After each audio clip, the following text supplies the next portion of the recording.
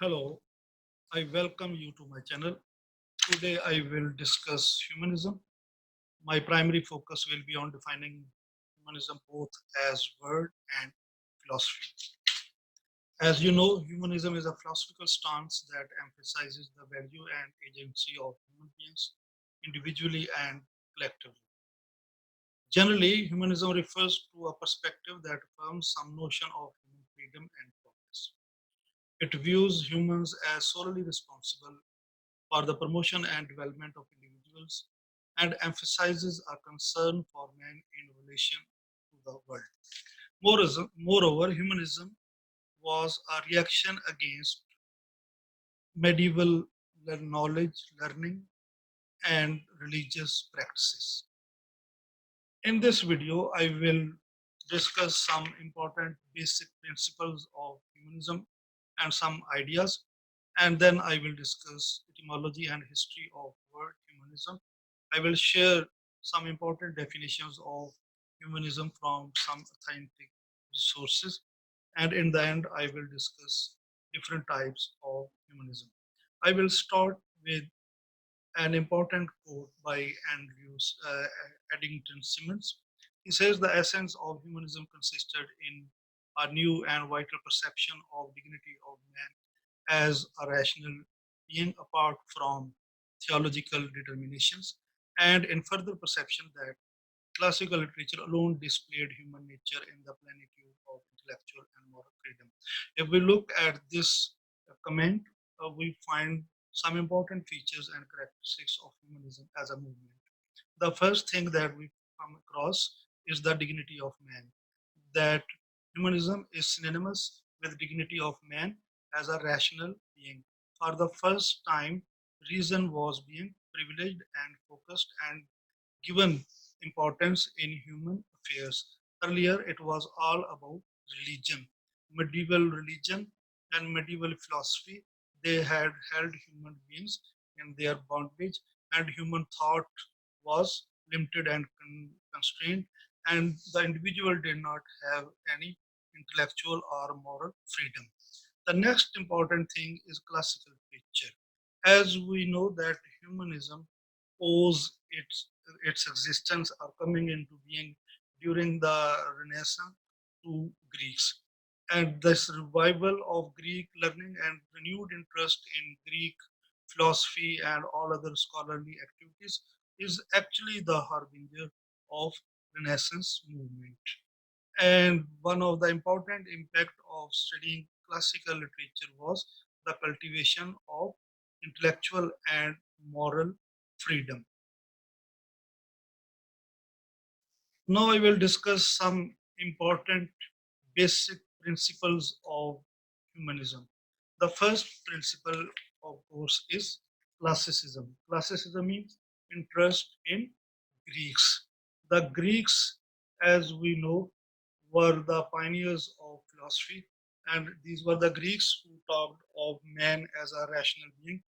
As Pythagoras once said, man, uh, man is the measure of everything. That human reason is provides the basis for understanding of everything. That human mind, human thinking, that critical thinking, they are the most important aspects of human life. And credit goes to Petrarch for introducing Cicero and his writings to his contemporaries, which ultimately resulted in humanistic education as well. Next is secularism. Humanism as a philosophy was a reaction against medieval religious practices and scholastic philosophy. And under the impact of humanism, uh, the humanist philosophers, they believed that that was the time to separate religion from daily lives. In this way, they tried to rescue man from the clutches of religion. And the main idea or principle of humanism was that there should be no religious interference into day-to-day working of human beings, that they should be free. The next important aspect or principle of humanism is realism. Early humanists shared in large part of realism. that rejected traditional assumptions and aimed instead at the objective analysis of perceived experience. Objective analysis is the key word here. And to humanists, uh, we owe the modern social sciences that they introduced what we now find something very common. The credit actually of that goes to humanists that they change human approach towards the problems of life and laid foundation of all the social sciences. Next important thing is critical scrutiny, of course, with focus on reason and with focus on realism. The human beings they started critically about whatever was happening to them and they tried to find the relation of cause and effect, what was happening in their daily lives. The one in, and the one important impact of humanism and Renaissance was the discovery of man as individual. When we call man as individual, it means that man has agency, that man is the initiator of action, that man is rational, that man is capable of independent thinking, that man does not need any outside help to solve his problems. He can use his reason and logic to find solutions to the problems that he faces. The last important principle is active virtue. The emphasis on virtuous action as the goal of learning was a founding principle of humanism and continued to exert a strong influence throughout the course of the movement. Even today, virtuous action is considered as important principle of humanism. Now I will discuss some important humanist ideas. The first idea is there are no supernatural beings. So there is no need to think of heavenly things, gods, angels, and all these things. The material universe is the only thing that exists. That men, the human beings, and humanity, they should think of the life herein instead of life hereafter. Science provides the only reliable source of knowledge about this universe. Humanism is synonymous with reason, and reason is synonymous with science. So, scientific and systematic approach towards life and universe was the hallmark of humanism.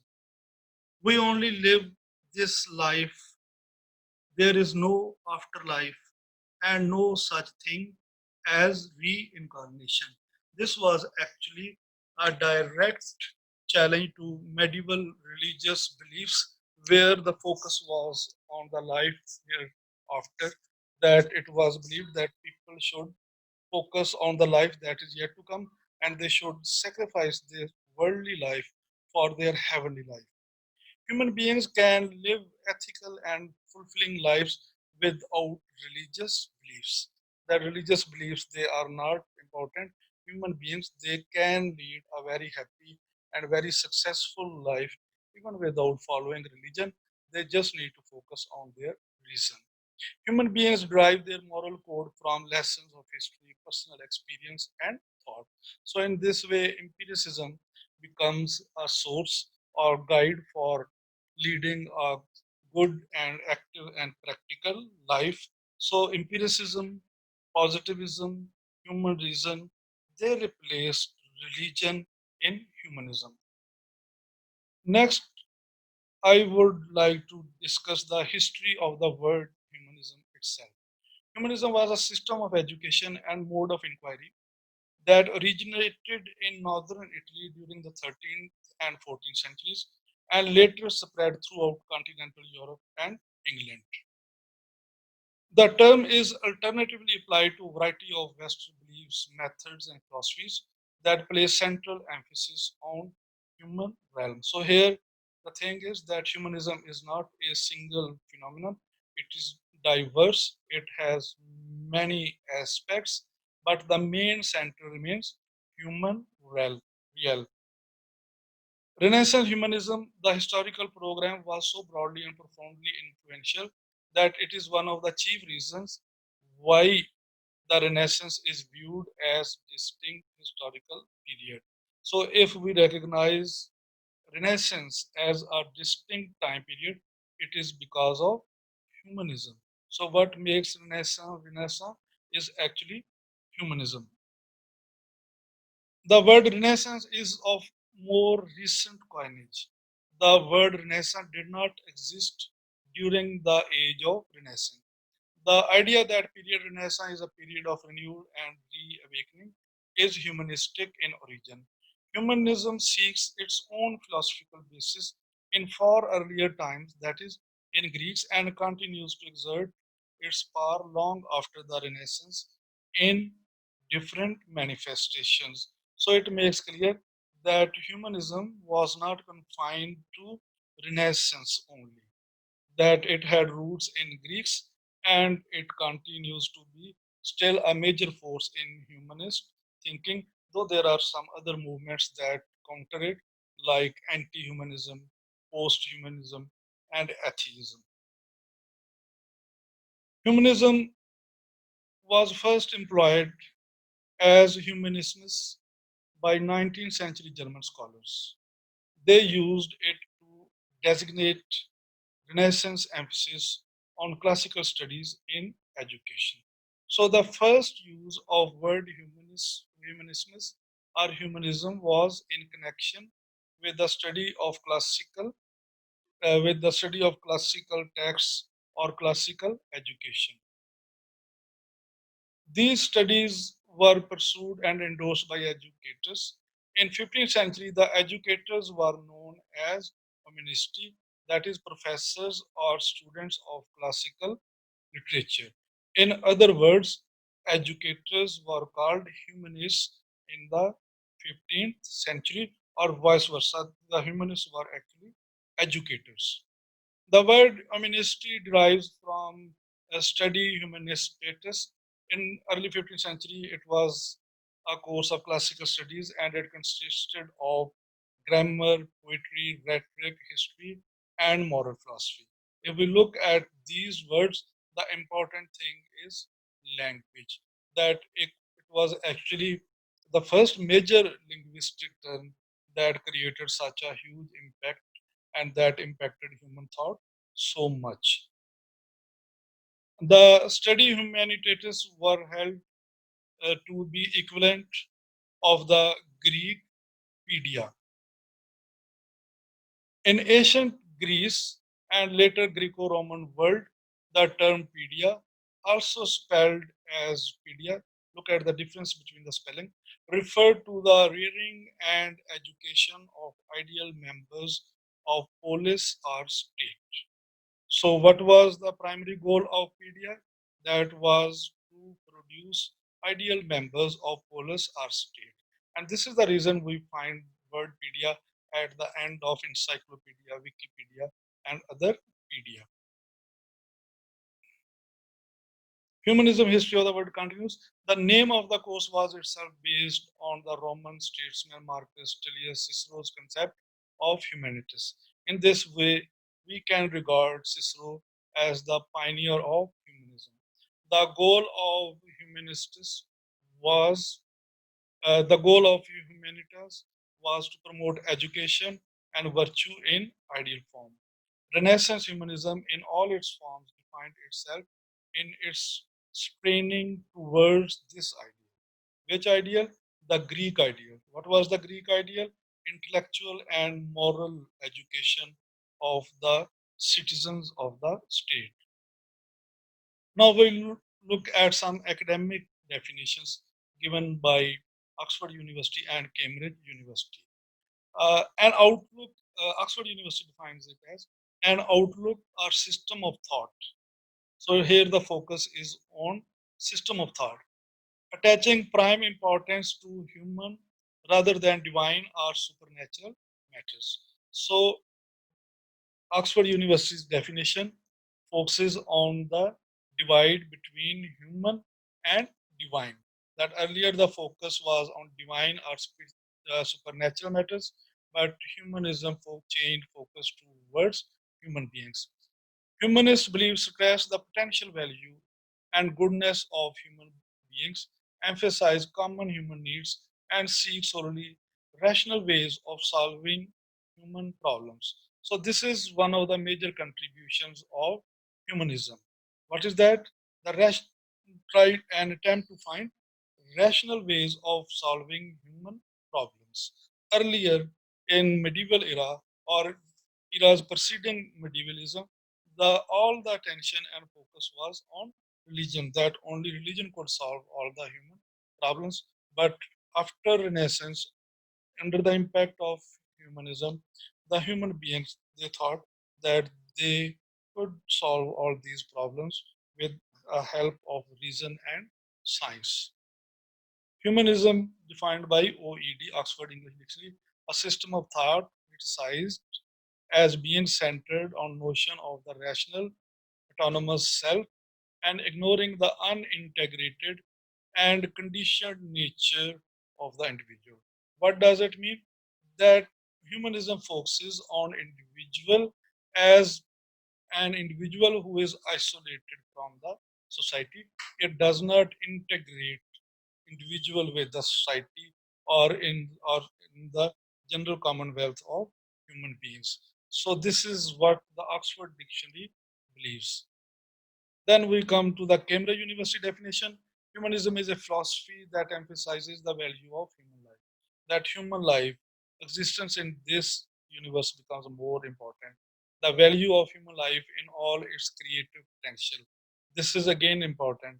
The focus has shifted on creative aspects of human beings within a secular context. So the major changes in the context. Earlier it was religious context and now is the context is secular.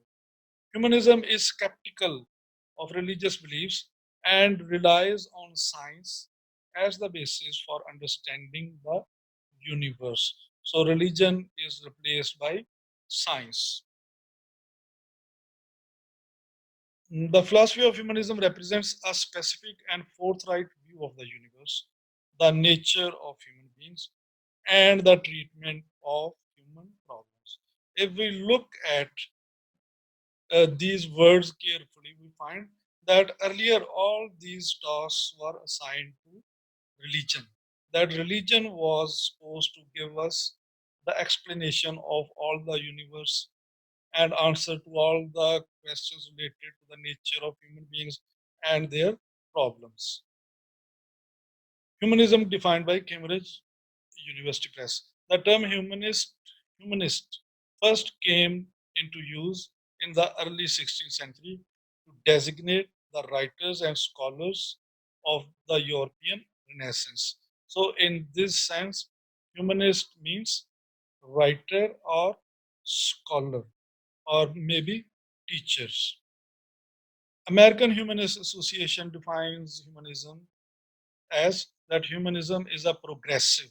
Now, here we find a tilt, a Marxist tilt, you may call it, progressive philosophy of life that without theism means religion, or other supernatural beliefs, affirms our ability and responsibility to lead ethical lives of personal fulfillment that aspire to the greater good.